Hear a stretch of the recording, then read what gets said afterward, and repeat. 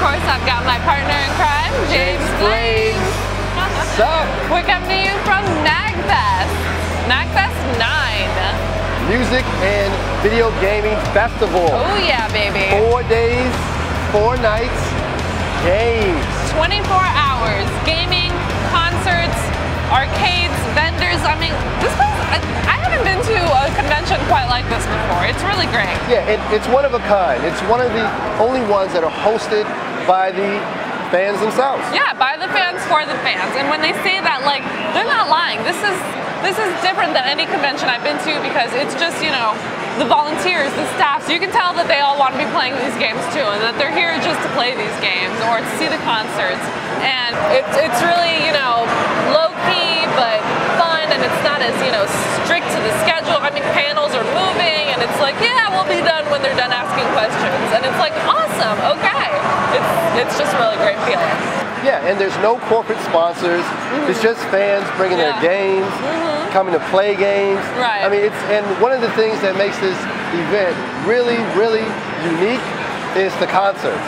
The concerts at night. Yes. I mean, games whenever during the day, all through the night, 24 hours, and then at the same time, concerts are going on. Yeah. It's such a retro feel right off the top. Then you can walk into a concert where you hear all your favorite songs from the video game. I mean, I'm just waiting for Zelda. I'm waiting for Zelda. I'm waiting to walk into a room and you hear Zelda playing. I think I might go nuts. I'm already losing my voice just a little bit, but I'm telling you, if I walk in and Zelda's playing, I'm losing the entire voice. I'm losing. I'm already rocking the Mario shirt, you know, game change. So if I walk in and hear that retro song, I'm going crazy. I'm going crazy. And concerts go on until like 1 or 2 in the morning, and you know, and then once the concerts end, they have a jam space where they've just got instruments set up, and you can just go and jam. Like 4 days, 24 hours. It's really unbelievable. And when we say concerts, we don't mean like, you know, bands that are mainstream and on the radio. We're talking about bands that are doing video game songs, like video game covers. And I mean, I didn't even, until, you know, James was like, hey, let's go to MagFest. I was like, wait, what do you mean, like, concerts based on video game music? And we sat in on some shows yesterday, and it was awesome. It was awesome. It was hard because we had to come out here. We have to cover so much. So we had to come out here and get, you know, shots and interviews. But it was hard because once we got in the concert room with the bands were jamming, it was hard to come out. You didn't want to leave. You didn't want to leave the concert. I think I was standing on a chair at one point, like cheering off, because they're playing like the Zelda song, the Mega Man song, I mean, Metroid. I mean, they're just, and it's a live band, you know, and it's got The Rock, and, you know, the drummer's wearing a Pikachu costume. Yeah, and you constantly find yourself listening to music saying, hey, you know, what's that song? I recognize that song. There's elements of that song there. What song is that? And it's like you just, I don't know, you just feel it. And then you come right back out, and then there's Tron the arcade. And then you come right in here, and then there's Halo. Yes, and speaking of in here, we are in the gaming room. And as you can see behind us, I mean, it is just gaming. Like, they have got every system set up. Like, I'm talking every system, Nintendo, Dreamcast, GameCube, you know, Super Nintendo, of course. And then we've got PlayStations, Xboxes. I mean, they've got everything. And it's not just the people that put this on that bring this stuff, it's the fans. The fans bring the monitors, the fans bring the consoles, they bring whatever games they want to play, and they just set it up. I mean, and it's systems also that you forgot, systems that you loved and forgot, like the Dreamcast. Yeah, exactly. That's why I'm like, Dreamcast. It's like Dreamcast is in there, and even like the little hand game, the Links. I remember getting that when I was at Christmas, and I think I was in maybe the 7th grade, and it was in color, and everybody had the Game Boy, and I eventually had the Game Boy, but the Links was in color before the Game Boy was. I believe that's what it was. That's before my time. Yeah, you were younger. But once again, I'm not that old. Gina's just really young. She looks older, but she's really young.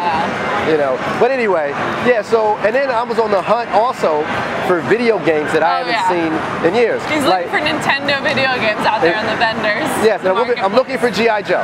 Okay, I'm looking for G.I. Joe because my G.I. Joe, I think there was a defect with it when it was on Nintendo. I had to take it back, and the Toys R Us lady was like, yeah, bring it back, blah, blah, we'll change it. The game never came back in. Never came back in. That's I love like the that dog game. going to the farm or something. He never got the game back. Man, that's pretty depressing. Oh, sorry. You didn't have to say it like that. Sorry. Man, but like we said, we went to the marketplace. I mean, we've got vendors right outside this door, and it's just, I mean, I swear these people don't even sign up. Like, they just come and there's tables open and they just sell their stuff. Like, it's so laid back, you know, and they sell however long they want to sell, and then they pack up and they leave, and you know, it's really great. There's a lady sitting out there, and she's like knitting hats with, you know, animal ears and stuff, and she's like, yeah, tell me what you want, you know, come back in an hour, it'll be ready for you. I'm like, what? Yeah, and then on top of it, there's a bunch of table games here. There's table games. Tabletop, of course. I mean, you know, there's two rooms. Yeah. 2 rooms dedicated to tabletop gaming. They're playing Magic, The Gathering, they're playing, you know, even World of Warcraft, the game, Pokemon, I mean, games, you know, I don't even play. I have no idea. This is like a video game tournament on steroids. Yeah.